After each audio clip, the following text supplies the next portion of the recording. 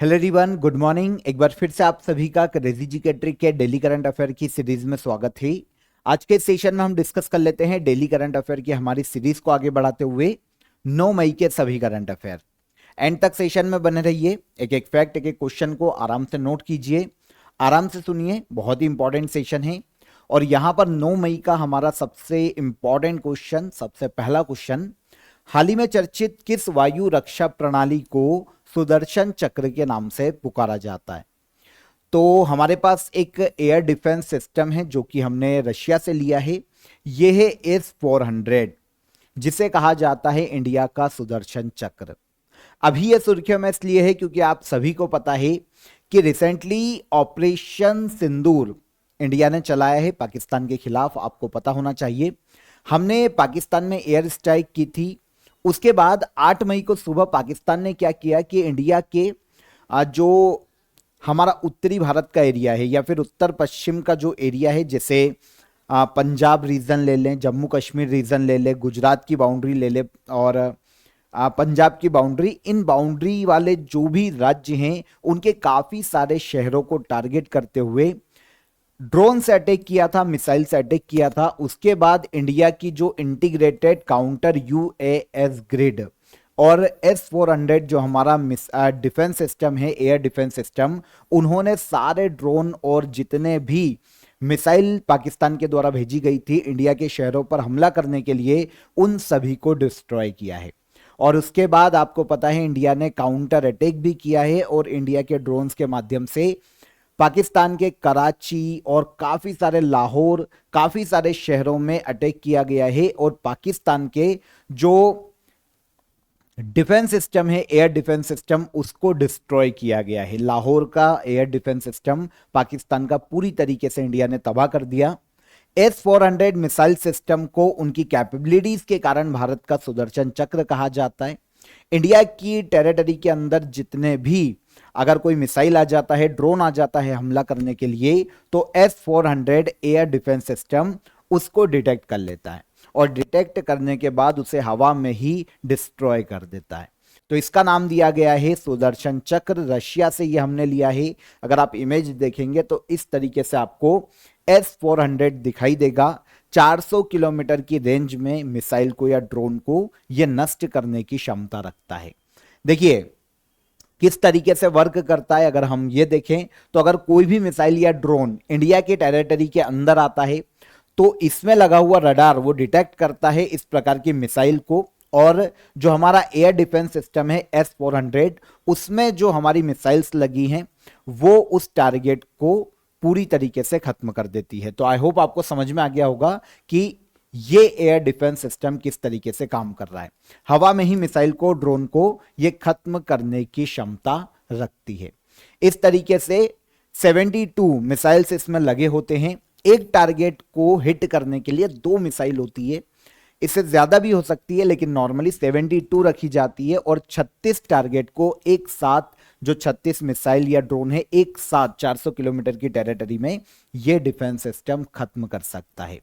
अभी देखिए रिसेंटली पाकिस्तान ने जो अटैक प्लान किया था भारत के शहरों पर, अगर हम यहां पर मैप देखते हैं तो देखिए जम्मू कश्मीर, पंजाब, राजस्थान, गुजरात, इन राज्यों की क्षेत्रों में, बड़े बड़े शहरों में, जैसे श्रीनगर, जम्मू, और पंजाब में जाते हैं तो पठानकोट, अमृतसर, इवन चंडीगढ़ को भी ऐड किया गया है। राजस्थान में फलोदी जैसे क्षेत्रों को, और गुजरात में आते हैं तो गुजरात के भुज को। तो इस तरीके से काफी सारे शहरों को पाकिस्तान ने टारगेट किया था। सुबह 8 मई को इंडिया ने पाकिस्तान के एयर डिफेंस रडार सिस्टम को भी पूरी तरीके से डिस्ट्रॉय किया है टारगेट करके। हमारे क्षेत्रों की तो हमने रक्षा की ही, पाकिस्तान के काफी सारे प्लेसेस को हमने डिस्ट्रॉय किया। उनके एयर डिफेंस सिस्टम को स्पेशली लाहौर में हमने पूरी तरीके से खत्म किया है। तो इसलिए S-400 अभी काफी सुर्खियों में है। एयर डिफेंस सिस्टम समझ में आ गया, इंडिया की टेरिटरी में कोई भी मिसाइल या ड्रोन आएगी तो उसको नष्ट करने की यह कैपेबिलिटी रखता है। देखिए यहां पर अगर हम देखें तो किस प्रकार की है ना ये एयर डिफेंस सिस्टम है, तो सरफेस टू एयर, मतलब जमीन से हवा में मार करने वाला डिफेंस सिस्टम है। 1990 में रशिया ने इसे डेवलप किया था। वैसे रशिया ने S-300 डेवलप किया था जो कि 300 किलोमीटर तक की रेंज रखता है, लेकिन इसे बाद में अपग्रेड किया और इसे किया गया 400 किलोमीटर तक और नाम दिया गया S-400। 400 किलोमीटर तक एयरक्राफ्ट डिस्ट्रॉय कर सकता है कोई भी, और 120 किलोमीटर की जो रेंज है उसमें किसी भी बैलिस्टिक मिसाइल को यह डिटेक्ट करके उनको खत्म कर सकता है। रडार के माध्यम से डिटेक्ट करता है और उसके बाद कमांड के माध्यम से ये उन सभी ड्रोन को, मिसाइल को, एयरक्राफ्ट को नष्ट कर सकता है। 36 टारगेट एक साथ हिट कर सकता है 400 किलोमीटर की रेंज में। ओके, तो भारत ने रशिया के साथ वैसे 5 ऐसे स्क्वाड्रॉन्स के लिए समझौता किया है। एक स्क्वाड्रॉन्स को अगर हम देखते हैं तो 8 लॉन्चर्स मिलते हैं, 112 मिसाइल होती है, रडार सिस्टम हो सकता है। तो इस तरीके से 4 के लिए हमने समझौता किया था। 3 हमारे पास आ चुके हैं और एक बचा है जो इस साल के एंड तक आ जाएगा। एक हमने डिप्लॉय कर रखा है चाइना की बाउंड्री पे और 2 अभी हमारे पाकिस्तान की बाउंड्री पे काम कर रहे हैं, जिन्होंने टारगेट को या पाकिस्तान की जो मिसाइल और ड्रोन है उनको तबाह किया है। और इसी तरीके से बल्क ऑफ इक्विपमेंट या सिस्टम्स का एक और हमारे पास ऐसा एयर डिफेंस सिस्टम है जिसे इंटीग्रेटेड काउंटर UAS ग्रिड के नाम से जाना जाता है। यह भी DRDO ने विकसित किया, इसको तो हमने घर में ही विकसित किया है। यह भी ड्रोन के अटैक से हमें इंडिया को बचाने में मदद करता है। इसमें रडार, जेमर्स, लेजर, बहुत सारी चीजें लगी हुई है। तो ये पूरा बल्क है। तो ये दोनों एयर डिफेंस सिस्टम है इंडिया के। ओके, सेकंड क्वेश्चन पर आएंगे। आदिशक्ति अभियान को महिलाओं के सशक्तिकरण के लिए शुरू किया गया, किस राज्य सरकार द्वारा इसे लॉन्च किया गया है? तो आदिशक्ति अभियान, इसे लॉन्च करने का श्रेय दिया जाता है महाराष्ट्र सरकार को। राज्य में महिलाओं के सशक्तिकरण के लिए, है ना, राज्य में इसे लॉन्च किया गया। नाम क्या दिया गया? आदिशक्ति अभियान।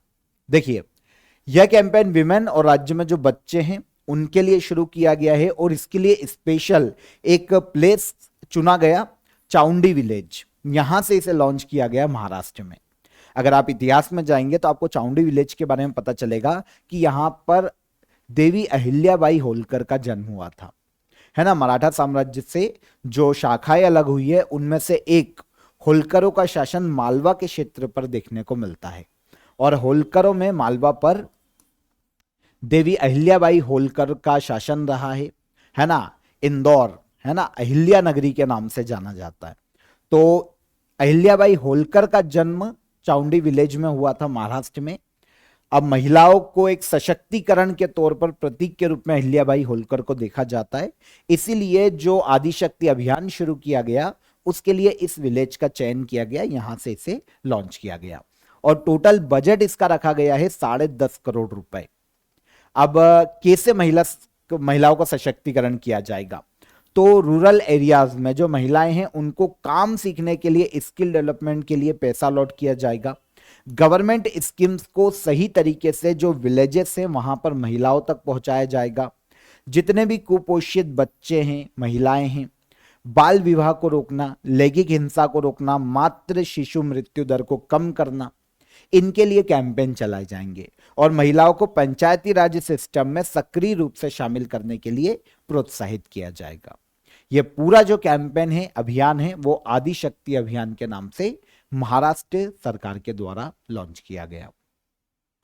अब इसमें एक चीज और की जाएगी कि 1 जनवरी से लेकर 31 दिसंबर तक पंचायतों का एनालिसिस किया जाएगा कि भैया महिलाओं को कितना ज्यादा वहां पर पंचायतों में स्थान दिया जा रहा है, महिलाओं के लिए कितनी सारी सीटें हैं, महिलाओं का कितना नेतृत्व है, इन सब चीजों को एनालिसिस किया जाएगा। और अगर कम है तो फिर महिलाओं को आगे किया जाएगा, प्रोत्साहित किया जाएगा। बेस्ट वर्क करने वाली जो पंचायतें हैं जो कि महिला उत्थान के लिए काम कर रही है, उन्हें अवार्ड भी दिया जाएगा। तो महाराष्ट्र गवर्नमेंट की स्कीम है आदिशक्ति अभियान के नाम से। अगर हम महाराष्ट्र के कैजुअल फैक्ट देखते हैं तो कैपिटल है महाराष्ट्र की मुंबई, विंटर कैपिटल के रूप में नागपुर का नाम आता है। गवर्नर है CP राधाकृष्णन और CM के पद पर हैं वर्तमान में देवेंद्र फडणवीस बीजेपी के। इनके अलावा महाराष्ट्र लेजिस्लेटिव असेंबली विधानसभा में 288 सीट देखने को मिलती है और महाराष्ट्र की विधान परिषद में 78 सीटें देखने को मिलती है। यहां पर लोकसभा की 48 सीट है और राज्यसभा की महाराष्ट्र में 19 सीटें देखने को मिलती है। थर्ड क्वेश्चन, हाल ही में किस भारतीय बल्लेबाज ने टेस्ट क्रिकेट से रिटायरमेंट का अनाउंसमेंट किया है? तो आप सभी को पता होगा, रोहित शर्मा है ना। Indian player Rohit Sharma batsman हैं। इन्होंने पहले ही T20 क्रिकेट से संन्यास ले लिया था और अब इन्होंने टेस्ट क्रिकेट से भी टेस्ट क्रिकेट से भी रिटायरमेंट का अनाउंसमेंट किया है। अब केवल वनडे बच जाता है जहां पर आपको रोहित शर्मा दिखाई देंगे और इसके अलावा आपको आईपीएल में दिखाई देंगे, है ना। तो इंडियन क्रिकेटर है रोहित शर्मा, टेस्ट क्रिकेट से अब इन्होंने संन्यास लिया। अगर हम इनका टेस्ट करियर देखने जाते हैं रोहित शर्मा का, तो 67 मैचेस इन्होंने खेले हैं टेस्ट में, 116 इनिंग्स इन्होंने पूरी खेली है, 4301 रन इन्होंने बनाए। हाईएस्ट स्कोर इनका टेस्ट में 212 रन का है एक पारी का। शतक लगाई है 12 और हाफ सेंचुरी लगाई है इन्होंने टेस्ट में 18। महाराष्ट्र राज्य से आते हैं। रोहित शर्मा ने अब तक कुल 4 आईसीसी ट्रॉफियां जीती है, मतलब हिस्सा रहे हैं 4 आईसीसी ट्रॉफी का। इनमें से 2 इनकी कप्तानी में ही जीती गई। कौन कौन सी?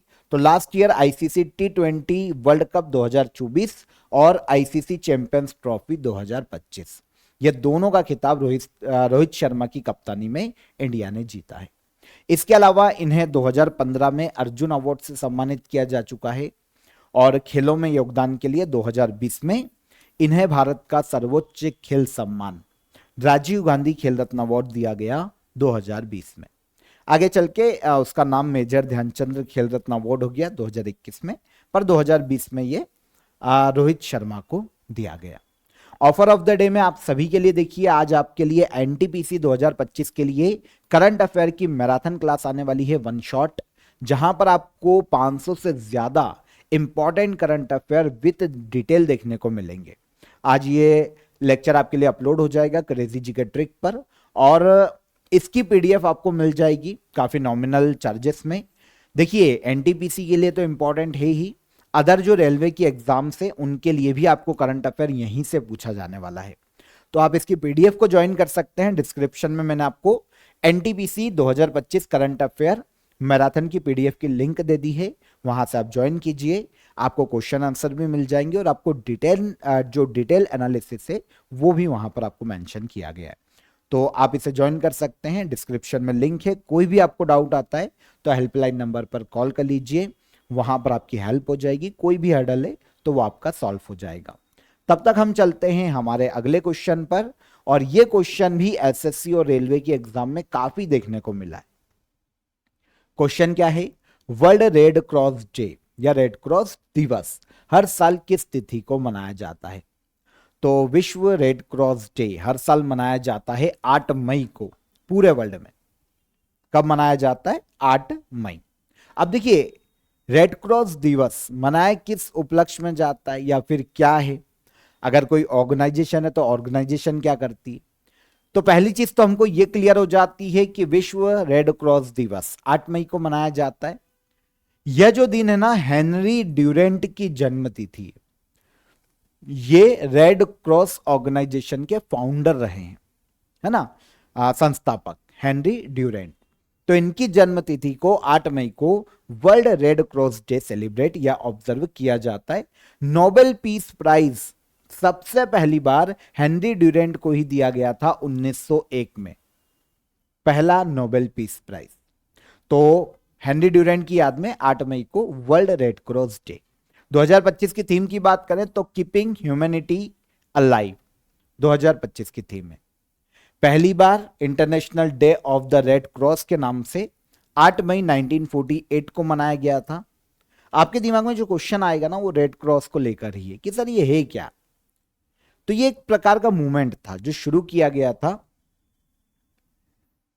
एक उद्देश्य इसके लिए कि कहीं भी अगर आपदा आ जाती, कोई सी भी आपदा हो, डिजास्टर हो, वॉर हो जाए, इमरजेंसी की सिचुएशन हो, तो ऐसी परिस्थितियों में लोगों की मदद करने के लिए यह ऑर्गेनाइजेशन काम करता है। कहीं भी वॉर है तो उसके बीच में लोगों की सहायता करना, उन्हें स्वास्थ्य सुविधाएं देना, कहीं डिजास्टर आ जाता है तो वहां पर काम करना, इमरजेंसी है कहीं पर, कोई भी संघर्ष है, आंतरिक हिंसा है देशों के अंदर, गृह युद्ध है, तो उन सभी परिस्थितियों में रेड क्रॉस नाम का ऑर्गेनाइजेशन काम करता है। इसकी स्थापना हेनरी ड्यूरेंट ने 9 फरवरी 1863 में की थी, 1863 में। ओके, और इनके जो फाउंडर हैं उनको पहली बार नोबेल पीस प्राइज दिया गया था। मतलब जो पहला नोबेल पीस प्राइज है वो 1901 में इन्हें ही दिया गया था। ठीक है, इसका अगर आप फ्लैग देखेंगे ना तो आपको एक वाइट कलर के उस पर एक आपको प्लस का या प्लस का साइन देखने को मिलेगा, जो कि मानवीय सहायता और मानवता को, ह्यूमैनिटी को एक सिंबल है, प्रतीक है, उसी को यूज किया जाता है। इंडिया में रेड क्रॉस ऑर्गेनाइजेशन की इंडियन रेड क्रॉस सोसाइटी काम करती है। इंडिया में इसकी स्थापना 1920 में की गई थी। इसका भी काम वही है भाई, ब्लड डोनेशन कैंप आयोजित करवाती है, हेल्थ सर्विसेज प्रोवाइड करती है, अगर कहीं आपदा आ जाती है तो वहां पर राहत कार्य करने का काम इस संस्था का होता है। मतलब एक एनजीओ टाइप ये काम करता है। हेनरी ड्यूरेंट ये स्विट्जरलैंड के जेनेवा से आते हैं, जेनेवा में इनका जन्म हुआ था। 1901 में रेड क्रॉस मूवमेंट के लिए इन्हें नोबेल पीस प्राइज दिया गया था। अब मई में रेड क्रॉस डे के अलावा अगर हम अदर डे की बात करते हैं तो एक हो जाता है इंटरनेशनल लेबर डे, 1 मई को मनाया जाता है। फिर 3 मई को प्रेस फ्रीडम डे, है ना। कोल माइनर्स डे के रूप में 4 मई को मनाया जाता है। वर्ल्ड रेड क्रॉस डे 8 मई और नेशनल टेक्नोलॉजी डे मनाया जाएगा 11 मई को, है ना। तो ये हो जाता है। अब नेशनल टेक्नोलॉजी डे आने वाला है, कमेंट करना कि ये क्यों मनाया जाता है, कमेंट में आंसर कीजिएगा। प्रवासी बच्चों को शिक्षित करने के उद्देश्य से ज्योति योजना किस राज्य सरकार के द्वारा शुरू की गई है? तो जो प्रवासी बच्चे होते हैं ना, जो जैसे कहीं पर भी काम करने के उद्देश्य में अगर कोई माइग्रेंट करता है तो उनके जो बच्चे हैं वो प्रवासी बच्चे, तो इनके लिए ज्योति योजना की शुरुआत की है केरल सरकार ने। आपको पता है दक्षिण भारत में बिहार से, यूपी से काफी सारे काम करने जाते हैं। वैसे बेंगलोर, कर्नाटका, तमिलनाडु यहाँ पर ज्यादा जाते हैं और केरल में भी जाते हैं।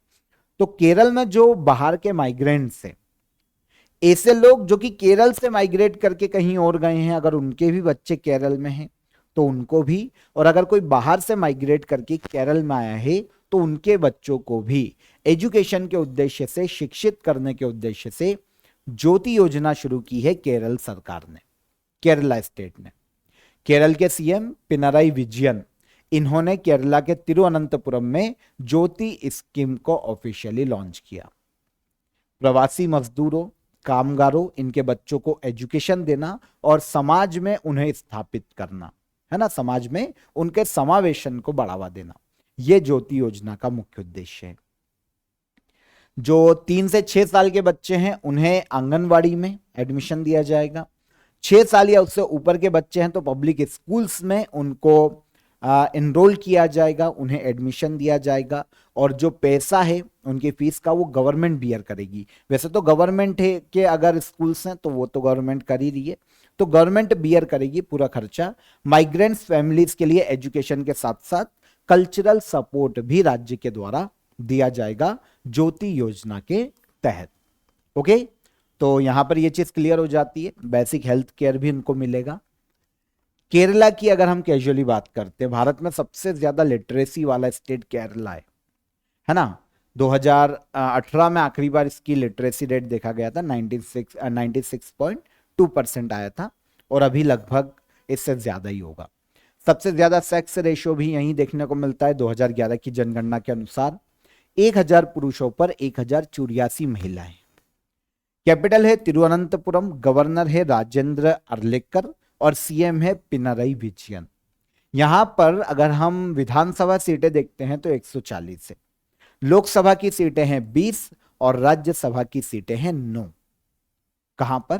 केरला में। 9 मई को भारत में किस महान ऐतिहासिक व्यक्तित्व की जयंती मनाई जाती है?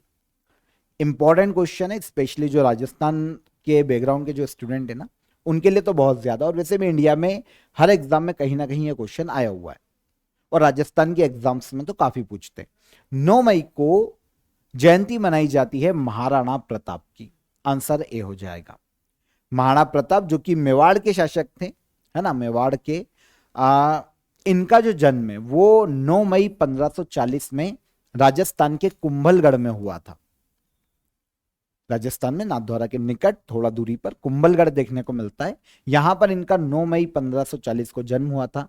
अपने पिता उदय सिंह की मृत्यु के बाद 1572 में ये मेवाड़ के राजा बने थे। तो इनके जन्म दिवस के रूप में महाराणा प्रताप जयंती 9 मई को मनाई जाती है। पब्लिक हॉलिडे होता है राजस्थान में। महाराणा प्रताप का सबसे फेमस युद्ध 18 जून 1576 को हल्दी घाटी का युद्ध था। इसमें अकबर की सेना का नेतृत्व कर रहे थे मान सिंह। तो मान सिंह अकबर की सेना की तरफ और इधर महाराणा प्रताप, इनके मध्य में युद्ध होता है हल्दी घाटी का युद्ध। महाराणा प्रताप बहुत ही वीरता से इस युद्ध को लड़ते हैं। उसके बाद क्योंकि घिर जाने के बाद इनको जंगलों में शरण लेनी पड़ती है, और आगे की जो लड़ाई है वो जंगलों में वहां के जो भील हैं, जो आदिवासी समुदाय हैं, उनके साथ मिलकर ये कंटिन्यू करते हैं महाराणा प्रताप। और फिर अपने राज्यों के वापस जीतते हैं, काफी सारे इलाके फिर से जीतते हैं, और आगे चलकर फाइनली 19 जनवरी 1597 में महाराणा प्रताप का निधन हो जाता है। उसके बाद इनके पुत्र आमेर सिंह प्रथम ये मुगलों से लड़ाई जारी रखते हैं। मेवाड़ अकबर के शासनकाल में एक ऐसा क्षेत्र था जो कभी भी अकबर के अंडर में नहीं आया। मेवाड़ के किसी भी इतने वीर शासक हुए हैं कि कभी भी किसी ने मुगलों के सामने सरेंडर नहीं किया। उदय सिंह, फिर महाराणा प्रताप और जितने भी वंशज आए, हमेशा मुगलों के खिलाफ उन्होंने लड़ाई को जारी रखा है। ठीक है, तो महाराणा प्रताप की जयंती है 9 मई को, जो कि मनाई जाएगी आज। दुनिया के सबसे बड़े साइबर सुरक्षा सम्मेलन में से एक जिसेक ग्लोब के 14वें संस्करण का आयोजन कहां किया गया? तो जिसेक ग्लोब दुनिया का सबसे बड़े साइबर सुरक्षा सम्मेलन में, साइबर सिक्योरिटी समिट में इसका नाम गिना जाता है। इस साल इसका 14th एडिशन आयोजित किया गया है दुबई में। आंसर सी हो जाएगा। ठीक है, उद्देश्य आपको समझ में आ जाएगा कि भाई साइबर सिक्योरिटी से संबंधित यहां पर वर्कशॉप आयोजित की गई होगी, साइबर सिक्योरिटी से संबंधित एग्जीबिशन का आयोजन किया गया होगा। जितने भी मेंबर कंट्रीज यहां पर जिन्होंने भी पार्टिसिपेट किया होगा, उन्होंने साइबर सिक्योरिटी को कैसे बढ़ाया जा सकता है, यहां पर टेक्नोलॉजीज को और ज्यादा अच्छी तरीके से कैसे यूज किया जा सकता है, इन सभी विषयों पर यहां पर चर्चा की गई। तो यूएई के दुबई में दुनिया का तीसरा सबसे बड़ा साइबर सिक्योरिटी कॉन्फ्रेंस है। शॉर्ट में इसे जिसेक के नाम से जाना जाता है। अगर हम फुल फॉर्म देखें तो gulf information security expo and conference इसका पूरा नाम है। 14th एडिशन का आयोजन किया गया। इसमें भारत ने भी पार्टिसिपेट किया, यूएई के दुबई में। तो UAE cyber security council, Dubai police ने मिलकर इसे ऑर्गेनाइज किया है। 160 देशों के जो डेलीगेट्स हैं उन्होंने यहां पर पार्टिसिपेट किया। इवेंट में क्या किया गया मैंने आपको बता दिया। अब यहां पर हम यूएई की बात कर लेते हैं। कैपिटल है अबू धाबी। करेंसी है यहां पर दिरहम के रूप में चलती है, दिरहम का यूज किया जाता है। मोहम्मद बिन जायद अल नहयान इस देश के प्रेसिडेंट के पद पर हैं। और पीएम देखें तो मोहम्मद बिन राशिद अल मक्तूम यहां के पीएम के पद पर हैं। तो यूएई में वर्तमान में आयोजित किया गया क्या? दुबई में यह आयोजित किया गया जिसेक ग्लोब या कॉन्फ्रेंस, जिसेक समिट 14th एडिशन है, जो कि साइबर सिक्योरिटी पर तीसरा बड़ा सम्मेलन है वर्ल्ड में। हाल ही में यमन का नया प्रधानमंत्री किसे नियुक्त किया गया? यमन जो कि एक खाड़ी देश है, इसके नए पीएम के रूप में अपॉइंट किया गया है सालेम बिन ब्रेक को। Answer C. गृह युद्ध की चपेट में यमन काफी समय से, ऑलमोस्ट 2014-15 से ये गृह युद्ध की चपेट में। अभी कुछ समय पहले ही अचानक क्या हुआ था कि इसके जो पूर्व पीएम है ना, अहमद अवाद बिन मुबारक, इन्होंने अचानक इस्तीफा दे दिया था अपने पद से। क्यों? तो देखिए यमन में क्या होता है कि एक प्रेसिडेंट होते हैं और उनकी 8 मेंबर कि एक काउंसिल होती है, वो मिलकर सरकार चलाती है और वो ही पीएम के पद का चयन करती है। इसे कहा जाता है प्रेसिडेंशियल लीडरशिप काउंसिल। यमन में एक प्रेसिडेंट हो गए, उनके 8 मेंबर हो गए, ये 9 लोग मिलकर ही सरकार चला रहे हैं और पीएम को भी यही अपॉइंट करते हैं। अब जो अहमद अवाद बिन मुबारक है, इन्होंने विरोध किया था कि भैया आप मेरे को और पावर दो, पीएम के पद को और पावर दो ताकि मैं देश हित में निर्णय ले सकूं। मैं डिसीजन ले ही नहीं पा रहा हूं, सारे डिसीजन तुम ही को करना है, तो भाई पीएम क्यों अपॉइंट किया है। तो बहुत परेशान हो गए थे और अचानक इन्होंने बोला कि ले भैया वैसे भी पावर तो है नहीं पद के हाथ में, तो इन्होंने इस्तीफा दे दिया। अब वापस यमन में प्रेसिडेंट और उनके 8 मेंबर की जो प्रेसिडेंशियल लीडरशिप काउंसिल है, उन्होंने नया पीएम अपॉइंट कर दिया है और ये नए पीएम बन गए हैं देश के सलेम सलाह बिन ब्रेक, इनका पूरा नाम है। अगर हम यहां पर आंसर देखते हैं तो सालेम बिन ब्रेक के रूप में इनको जाना जाता है। तो इनको हाल ही में नया पीएम अपॉइंट किया गया। अभी तक ये फाइनेंस मिनिस्टर के पद पर थे, अब ये देश के नए पीएम बन गए। देखिए यमन अगर मौजूदा हालात देखें तो 2014 से सिविल वॉर चल रहा है, गृह युद्ध। यहां पर हूती विद्रोही हैं, इन्होंने क्या किया, कैपिटल को ही कैप्चर कर लिया, कैपिटल पे ही कब्जा कर लिया, सना इस देश की कैपिटल। अब इसके बाद जो सरकार है ना, वो अदन से कंट्रोल कर रही है, अदन से सरकार चल रही है यमन में, लेकिन पूरी राजधानी कैप्चर कर रखी है। तो आप समझ सकते हैं कि हूती विद्रोहियों का कितना ज्यादा पावर है देश के अंदर, कितना ज्यादा इन्फ्लुएंस कर रहे हैं ये लोगों को और देश को। हूती विद्रोहियों ने कहा है कि भैया जितना भी ऑयल एक्सपोर्ट होगा उसका आधा पैसा हमको चाहिए। इसीलिए 2020 से हूती अटैक के बाद यहां पर जो पेट्रोल और ऑयल है जिस पर पूरे देश की इकोनॉमी चलती है, वो भी एक्सपोर्ट नहीं हो पा रहा। तो गृह युद्ध में देशों की हालत खराब है। पाकिस्तान को ये चीज समझना चाहिए कि सारे देशों की हालत खराब है, तो हम थोड़ा सा पीस की तरफ रहें और प्रोग्रेस करने की कोशिश करें, ठीक है। तो यूनाइटेड नेशन ने हाल ही में यमन की कंडीशन को देखते हुए इसे दुनिया का सबसे खराब मानवीय संकट बताया था यमन देश के लिए, ठीक है। तो नए पीएम बने हैं इसलिए हमने इसको पढ़ा है। कैपिटल वैसे सना है, पर यहां पर अभी हूती विद्रोहियों का कब्जा है। रियाल यहाँ की ऑफिशियल करेंसी है, यमन की रियाल चलती है और ब्रेक यहां पर वर्तमान में पीएम के रूप में अपॉइंट किए गए, सलेम सलाह बिन ब्रेक। डन। ये देखिए सऊदी अरेबिया के दक्षिण में आपको ये यमन देखने को मिल जाएगा। Martial Arjan Singh memorial hockey tournament 2025 का खिताब किसने जीता है। Martial Arjan Singh memorial hockey tournament, पहले तो ये समझिएगा कि हॉकी का टूर्नामेंट है मार्शल अर्जन सिंह के नाम पर। 2025 में इसका खिताब अपने नाम किया है इंडियन रेलवे ने। 2025 में जो फाइनल हुआ था martial Arjan Singh memorial hockey tournament 2025 का, वो इंडियन रेलवे और रेल कोच फैक्ट्री कपूरथला, इन दोनों के मध्य में फाइनल हुआ था। फाइनल में इंडियन रेलवे ने रेल कोच फैक्ट्री कपूरथला को हराकर खिताब अपने नाम कर लिया। टूर्नामेंट में देखिए, टूर्नामेंट का जो नाम है ना, वो एयर फोर्स के मार्शल रहे हैं अर्जन सिंह, इनके नाम पर रखा गया है। ये स्पेशल इसलिए है क्योंकि एयर फोर्स में 5 स्टार रैंक पाने वाले आज तक के एकमात्र इंडियन एयर फोर्स ऑफिसर है martial Arjan Singh. 5 star rank अभी तक किसी को नहीं दी गई इनके अलावा। तो इन्हीं के नाम पर एक हॉकी टूर्नामेंट है। इस टूर्नामेंट में एयरफोर्स हॉकी टीम पार्टिसिपेट करती है, काफी सारे अर्धसैनिक बलों की हॉकी टीम पार्टिसिपेट करती है और 2 अन्य देश भी इसमें हॉकी के रूप में पार्टिसिपेट किए हैं। टोटल 12 टीमों ने यहां पर पार्टिसिपेट किया। विनर रही इंडियन रेलवे और रनर अप रही रेल कोच फैक्ट्री कपूरथला। सबसे पहली बार 2018 में इसका आयोजन किया गया था और इंडियन एयर फोर्स के द्वारा ही यह हॉकी टूर्नामेंट आयोजित किया जाता है। जो विनर होते हैं उनको 3 लाख रुपए की पुरस्कार राशि दी जाती है और रनर अप को 2 लाख रुपए की पुरस्कार राशि दी जाती है। तो समझ गए martial Arjan Singh. Short detail देख लेते हैं। पंजाब से संबंधित है, पंजाब में जन्म हुआ था। भारत के पहले और एकमात्र एयरफोर्स ऑफिसर जिनको 5 स्टार रैंकिंग दी गई। वर्ल्ड वॉर सेकेंड में इन्होंने पार्टिसिपेट किया है। Indo Pakistan war 1947, Indo Pakistan war 1965, इसमें इनका बहुत ही महत्वपूर्ण योगदान रहा है। इनकी सेवा के लिए पद्म विभूषण से भी सम्मानित किया जा चुका है मार्शल अर्जन सिंह को। तो इन्हीं के नाम पर हॉकी टूर्नामेंट इंडियन रेलवे ने जीता है। लास्ट क्वेश्चन आज के करंट अफेयर का, हाल ही में चर्चा में रहा अल्काट्रॉस द्वीप कहां पर स्थित है और किस देश का हिस्सा है? अगर हम अल्काट्रॉस आइलैंड की बात करते हैं तो ये कैलिफोर्निया में देखने को मिलता है, जो कि यूएसए का पार्ट है।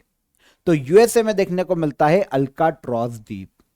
अभी सुर्खियों में क्यों है? अल्काट्रॉस द्वीप पर एक जेल बहुत फेमस है ना, इस आइलैंड पर, जिसको हाल ही में घोषणा की है डोनाल्ड ट्रंप ने, अमेरिका के प्रेसिडेंट ने, कि भैया एक बार फिर से अल्काट्राज जेल को हम ओपन करेंगे। बहुत ही फेमस है ना जेल है, द रॉक के नाम से इस जेल को जाना जाता है। इतनी मजबूत कि आज तक का रिकॉर्ड है कि इस जेल को तोड़ के कोई भी कैदी नहीं भागा। वर्ल्ड के फेमस क्रिमिनल जो कि अमेरिका में क्रिमिनल थे, वो इस जेल में बंद रहे हैं। कभी किसी ने इस जेल को ब्रेक नहीं किया, कभी तोड़ के नहीं भागे, इसलिए इसे द रॉक के नाम से जाना जाता है। 1963 में इसको बंद कर दिया गया था, यातनाओं के लिए भी काफी फेमस है ये जेल। 1963 में बंद कर दिया गया था और 1973 में ये टूरिस्ट के लिए घूमने के लिए खोला गया था, लेकिन पिछले कुछ समय से ये बंद है। इसीलिए अब डोनाल्ड ट्रंप ने कहा है कि हम एक बार फिर से टूरिस्टों के लिए इस जेल को खोलेंगे। तो ये जिस आइलैंड पर है वो अल्काट्रॉस आइलैंड है, जो कि कैलिफोर्निया में यूएसए में देखने को मिलता है। तो ये आइलैंड भी अभी सुर्खियों में था। डन। तो ये हो गए हमारे 9 मई के सभी करंट अफेयर। आई होप एक एक क्वेश्चन, एक एक फैक्ट आपको इजीली समझ में आ गया होगा। अब हम चलेंगे लास्ट डे के करंट अफेयर के रिवीजन पर। क्वेश्चन आंसर देखेंगे। यूनाइटेड नेशन डेवलपमेंट प्रोग्राम ने ह्यूमन डेवलपमेंट इंडेक्स 2025 को जारी किया। इसमें भारत की रैंक क्या है? 2025 के ह्यूमन डेवलपमेंट इंडेक्स में इंडिया को 130वीं रैंक पर रखा गया है 193 देशों में। ऑपरेशन सिंदूर के तहत भारतीय सेना द्वारा कितने आतंकी ठिकानों को खत्म किया गया था?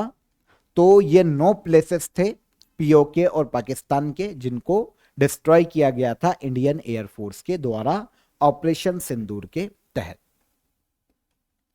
हाल ही में जर्मनी के नए चांसलर कौन बने हैं? तो जर्मनी के नए चांसलर बने हैं फ्रेडरिक मर्ज। डिपो दर्पण पोर्टल का शुभारंभ किस मंत्रालय द्वारा किया जाएगा?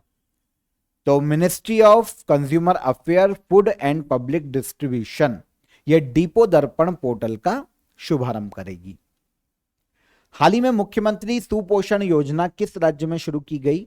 तो इसे शुरू करने का श्रेय दिया जाता है उत्तर प्रदेश राज्य को। हाल ही में भारत ने किस देश के साथ फ्री ट्रेड एग्रीमेंट किया है?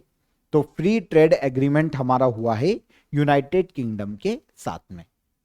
ऑपरेशन शिवा किस उद्देश्य के लिए शुरू किया गया? तो इसे शुरू किया गया है अमरनाथ यात्रा की सुरक्षा को सुनिश्चित करने के लिए, ऑपरेशन शिवा। भारत का पहला आर्टिफिशियल इंटेलिजेंस आधारित डेटा सेंटर पार्क कहां स्थापित किया जा रहा है? तो भारत का पहला आर्टिफिशियल इंटेलिजेंस आधारित डेटा सेंटर पार्क छत्तीसगढ़ के रायपुर में स्थापित किया जा रहा है।